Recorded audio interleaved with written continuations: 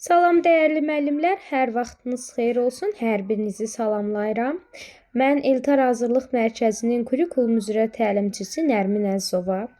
Dəyərli müəllimlər, bu günlərim Naxçıvan müəllimlərinə, yəni sertifikasiyada düşən 2 dənə qəbul sualının izahını sizinlə paylaşmaq istəyirəm.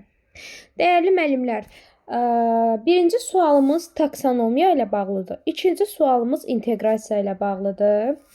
Dəyərli yoldaşlar, əgər xatırlayırsınızsa, mən ödənişsiz qrupumda və elə YouTube-da inteqrasiya ilə bağlı izahlar, testə düşən bəzi açar məqamları paylaşmışdım və bu günlərimdə həmin suallardan, mövzudan suallar olub. Ümumiyyətlə, inteqrasiya və taksonomiya günümüzün ən aktual mövzularından biridir və mütləq müəllimlər, sertifikasiya, MİQ-ə gedən müəllimlər ən azı sizə taksonomiyadan 2 sual, inteqrasiyadan da 2 sual düşəcək. Əsasən də MİQ müəllimləri sizin üçün bu mövzulardan artıq sayı ola bilər, düşəcək.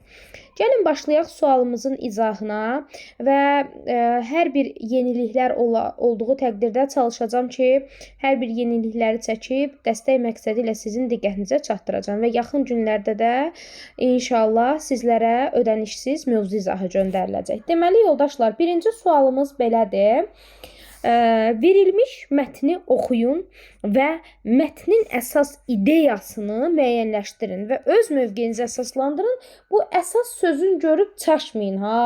Bəzən müdavimlər o qədər öyrəniblər ki, belə deyək də, o qədər alışıblar ki, əsas ideya sözün görüb o saatda təhlil mərhələsinə qaçmayın.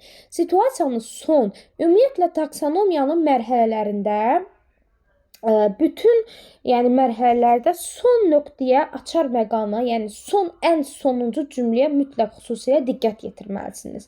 Bax, bizə nə deyir? Mətni oxu, mətnin əsas ideyasını, siz burada ideya falan seçməyəcəksiniz. Sadəcə öz mövqeyimizi əsaslandıracağıq. Təbii ki, öz mövqeyimizi əsaslandırmaq nə olurdu? Dəyərləndirmə mərhələsinə. Baxın, dəyərli yoldaşlar, burada sənin öz mövqeyini istəyir, sənin şəxsi fikrini istəyir. Mən izahlarımda da demişdim ki, dəyərləndirmə mərhələsi, bu mərhələ çox gözəl bir mərhələdir. Sənin fikrini istəyir, sən ona lazımsan, sənin ideyaların, sənin əsaslandırman. Ümumiyyətlə, öz mövqeyimizi əsaslandırmaq təbii ki, dəyərləndirmə mərhələsidir. Növbəti ikinci sualımız, bu sual keçən illəri informatika müəllimlərinə düşən bir sual olub, bəli, olub və bu sual, həmin bu Python proqramı var, informatikada var da bilirsiniz. Bu sual taksonomiya formasında, taksonomiyanın situasiyasında salmışlar. Bəli, Python proqramı ilə bağlı bir sual idi. Dəqiq xatırlayıram. 2025-ci ildə qəbul MİQ sualı olub və bu sualı fərqli inteqrasiyada qoyublar. Python proqramının içərisində olan ədədləri cəmləyib. Deməli, dəyərli yoldaşlar, biz burada hansı fənn görürük?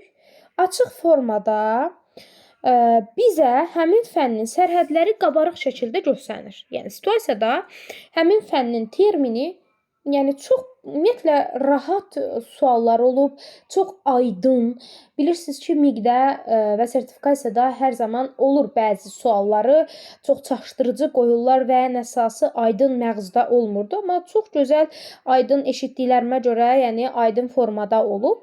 Riyaziyyatı görürük. Python proqramı da bilirsiniz ki, informatika fənninə uyğundur.